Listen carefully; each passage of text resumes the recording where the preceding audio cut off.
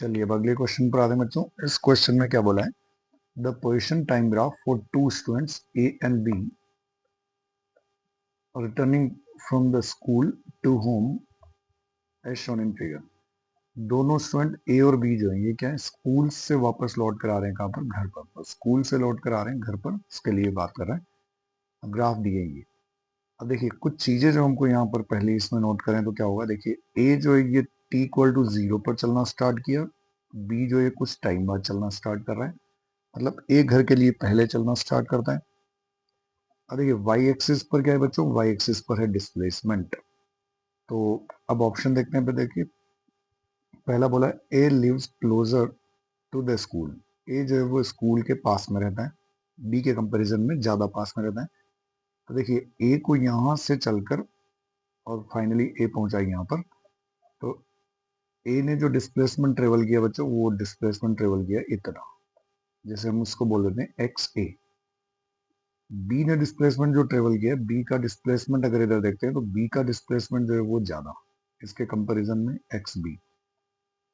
तो इसका मतलब एक्स बी जो है वो क्या है, एक्स बी ज्यादा है। इसका मतलब बी वाला जो पर्सन है इसको चलने के लिए ज्यादा इसको ज्यादा डिस्टेंस चलना पड़ रहा है। इसका मतलब ए लिव्स क्लोजर टू स्कूल, बिल्कुल करेक्ट है, सही है। ए जो है वो ज्यादा पास में, क्योंकि ए का डिस्प्लेसमेंट जो है वो कम है। ये डिस्प्लेसमेंट जो है, ए का डिस्प्लेसमेंट कम है, तो पहला सही है। सेकंड पर आते हैं, B lives closer to the school, गलत हो गया। ए जो है वो पास में रहता है, तो A lives near to the school, correct. Third बोला है A takes lesser time to reach the home. A को कम टाइम लगा है। अब देखिए बहुत सिंपल सा क्वेश्चन है, ए को टाइम जो लगा है, देखिए यहाँ से ए को टाइम लगा है यहाँ तक, ये इतना पूरा टाइम जो लगा है, तो ए को टाइम लगा है ज्यादा, इतनी लेंथ लगी है। जबकि बी ने चलना भी लेट स्टार्ट किया और पहुंचा भी है जल्दी, तो बी खुद सिर्फ इतना सा टाइम लगा है, ये हो गया टी बी।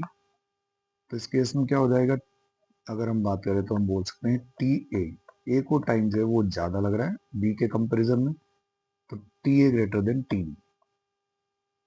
ऑप्शन क्या दिया हुआ है, A takes lesser time to reach the home, तो गलत है, ए को टाइम ज्यादा लगा है। थर्ड डी ऑप्शन पर आते हैं, ए ट्रेवल्स फास्टर देन बी। अब फास्टर देन बी या फास्टर देन ए वो कैसे हमको पता लगेगा, वो पता लगेगा वेलोसिटी से। वेलोसिटी इसकी ज्यादा होगी। और देखिए डिस्प्लेसमेंट टाइम ग्राफ का slope, slope of x T graph, तो डिस्प्लेसमेंट टाइम ग्राफ का स्लोप किसको बताता है बच्चों, ये बताता है वेलोसिटी को। अब देखिए अगर हम यहाँ स्लोप की बात करें तो क्या है, स्लोप ए का तो है, स्लोप मतलब टेन थीटा, तो ए का स्लोप तो है देखिए कम, और बी का स्लोप जो है वो इससे ज्यादा है।